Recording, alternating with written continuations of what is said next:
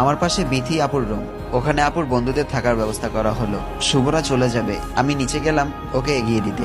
নিচে গিয়ে দেখি শুভ রাফিনের সাথে গল্প করছে। রাফিনের মনে কি আছে বুঝতে পারছি না, ও শুভর সাথে একদম ফেভিকলের মতো চিপকে আছে। শুভ বলল, সেজুতি কোথায় ছিলে? আমি চলে যাব।